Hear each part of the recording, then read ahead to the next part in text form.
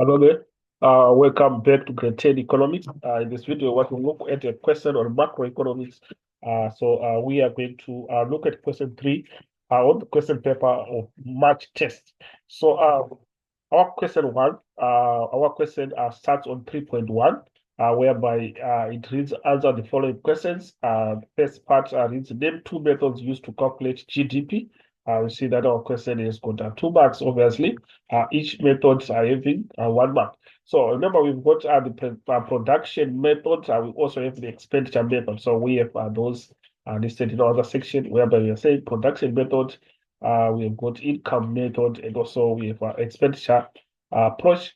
So you can use you can take any two from the 3 responses given. So moving on to the next question, it is how can leading indicator be used in the economy? So we can start by understanding what do we mean by leading indicator. But basically, when we are looking at an indicator, this is basically a statistic used to measure what may be affecting your business. That is an indicator. So it becomes a leading indicator. We are saying it's an indicator that is going to tell you what is going to happen in the future. That is a leading indicator. So as it transpires today, it shows you what is going to happen in the coming future. That's now is a leading indicator. So we can say leading indicators are metrics that predict future conditions. So they help you identify and anticipate trends and what might happen to the economy. That's a description that we can give. We are saying they help you set benchmarks.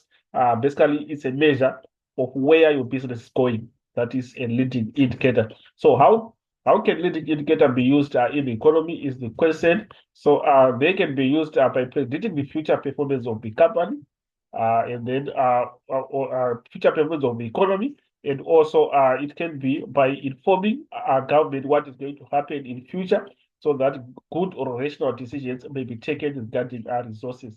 So basically, these are the reasons why we are having leading indicators being important in the economy. So our question has got 2 marks. We can just take notes. And then 3.2, study the diagram below and answer the questions that follow. So we are given a diagram that we are given there that represents participants that we have in the economy, whereby we've got household, firms, goods market, effector market. So those are the participants that we have. Then we have got the interactions that are transpiring between the participants. That is the movement that we are seeing with being indicated by arrows. Obviously, they are indicating money flows and real flows. So we are saying first question beneath that reads, mention the economic phenomena shown above. Obviously, this is a circular flow. This indicates a circular flow. So 3.2.2, what type of the economy is shown above? Is the question, what type of economy is shown above? So you'd see that this is a closed economy. And why is it a closed economy? It's because we do not have the foreign sector. We do not have the foreign sector. But if we had a foreign sector, it was going to be an open economy. But since we are having no foreign sector inside, so it means it's a closed economy. So moving on to the next part, the question reads, briefly describe the concept of product market. So a product market, remember, that's a market where we see the buying and selling of goods and services. The buying and selling of goods and services is the product market. So basically, we are saying it is the marketplace where final goods or services are sold to households and the foreign sector. That's the product market. It focuses on the sale of finished goods. But also, we have to take note that the product market does not include trading of raw materials or other intermediate goods. There's only trading of final goods. Very important for you to take note that raw materials are not included in the product market. So that's what we have. So we have got a brief description that we have in terms of product market in our answer section, whereby we are saying product market is the market where goods and services are sold. That's the brief description that we have. And then we go to the next question, which reads, why are households regarded as major participant? Why households are regarded as a major participants. So we are saying households are the basis that we have in the economy. So we are saying all economic activities are revolves around the household. So that's why it becomes a major participant. So we have got those reasons I mentioned in the other section whereby saying households are the basis of all economic activities, and households are directly and indirectly involved in all sectors of the economy. So that's our response on that part. Then moving on to the next question. How can the government intervene to help economy during COVID-19 pandemic? So I remember during COVID-19 pandemic, we saw that there were lockdowns that were taking place. So obviously the companies were struggling to make profits, revenue was being affected. So how can the government intervene? The government can intervene by giving assistance to those struggling companies. For example, in terms of uh, putting a hold in terms of charging taxes to those companies so that they don't incur higher cost of production. And also, we are going to see that the government can also intervene by assisting the citizens of the country by extending grants to the local citizens so that they can have some income. And remember, during lockdown, people are not going to work, so they need to be relieved in terms of their income so that they can have income to buy necessary commodities. So basically, that's what we have. So we have that also articulated in our other section whereby saying the government can intervene by subsidizing small and medium firms that suffer losses during the lockdown. So the subsidizing we can come in the form of expanding their government expenditure, whereby they extend subsidies to firms that are struggling in the industries, so that they can be able to manufacture the goods. So that's what we have. And then the second one is giving tax relief for businesses that are no longer making profit because of lower demand of goods, and also supporting businesses that can no longer market their product by ensuring lower prices for data, so that they can be able to market their products. And then households may be given social grants to reduce poverty levels, another intervention method. And then the government can increase expenditure on vaccination so that the economy will be open. So that is also going to be a long-term measure whereby we are saying they have to increase expenditure on vaccination so that we eradicate the COVID. And then when it's eradicated, people can get up to their knees, and then they are able to uh, activate the economy so that their economic activities can start to be seen. So basically, that's what we have on 3.2.5. Then we try to move on to the next part of our question, which is now going to be 3.3. It reads, start the diagram below and answer the questions that follow. So you are given a diagram of effects of business cycle on aggregate demand. Then we are given a negatively sloped aggregate demand curve, which is AD, and we are given AD1. So it means there's a movement from AD to AD1 that is clearly being shown by this R. And then we have also the aggregate supply curve being positively sloped. And then we are seeing that we have got a shift in terms of the equilibrium points, whereby it is shifted from E to E1. So we are seeing that, and that's the movement that we are seeing. And we are seeing that also the price is 80 rand at the original equilibrium point. And we are seeing at the new equilibrium point, we are, let's just say this is our 150 rand, 150 rand is the new equilibrium point. So moving on to our question, I believe that it reads, identify the original equilibrium point from the diagram below, from the graph above. So the graph above, obviously, the equilibrium point is going to be this one, E, where we have got the intersection of the AD curve, and then we've got the AS curve. And remember, the AD is the original point that has shifted to AD1. So the original equilibrium will be now E. So E is the original equilibrium. Going to the next question, saying, mention the new price shown by expansion. The expansion is being shown by the increase in aggregate demand from AD to AD1. That's the expansion. So when the aggregate demand shifted from AD to AD1, we are seeing that the equilibrium point shifted also from E to E1, and the equilibrium price becomes this one that we have just inputted, which is 150 rands. So we are going to have 150 rand is the new price. So we can just maybe show that this is 150 rand. So this is what we have on that part. And then our next part is saying briefly describe the concept economic growth. So economic growth basically is an increase in the size of an economy over a period of time. That is economic growth.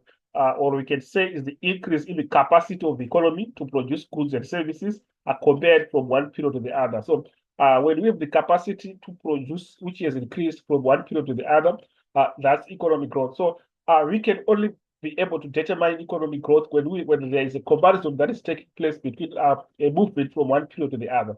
When there's an increase from one period to the other, we indicate that there is economic growth. So that's what we have. But of course, we have a brief description of economic growth that we have in our other section that we just want to go through.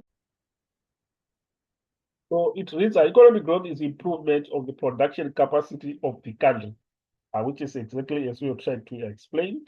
Then moving on to the next question, it reads, why is the trend line regarded as an indicator of the business cycle? So why is trend line regarded as an indicator of the business cycle? So you'll see that it will determine the general direction of the economy. That's why it's an indicator of the business cycle, as it determines the general direction of the economy. So we have that also in the other section. The first one is saying it shows the growth potential of a particular country, and then also it will determine the general direction of the economy. That's the second point that we have. Then moving on to the next one, how will the increase in price negatively affect low-income earners? Of course, when there's an increase in price, it's an indication that the good has become more expensive. So how is it going to affect low-income earners? It will usually affect low-income earners on the basis of purchasing their basic needs. They won't be able to buy their basic needs. So that's the most important point that we are supposed to raise on 3.5, as we are saying they cannot afford their basic needs, and also their standard of living will decrease, and that's clear. And increase in government dependence. So obviously, the cost of living is going to be affected. It's going to increase, and then when this increases, obviously government dependence will increase, and then increase in tax burden. So when the price increases, also it means that the proportion inside that price is going to be paid as tax. So obviously, the tax burden also will increase. So that's what we have on that point. So moving on to the next part, which is now going to be our 3.4, discuss endogenous and exogenous factors as used to explain our business cycles. So exogenous, we can start by the exogenous factors. When we are talking about exogenous, they are external factors. So exogenous, we are saying these are factors that affect the business cycle. They are also called the monetarist view. They believe that markets are inherently stable. So those are the explanation that we have on exogenous factors. Thus, there is no need for government to intervene as he may destabilize the stable economy. Examples, we have got natural disasters as exogenous factors.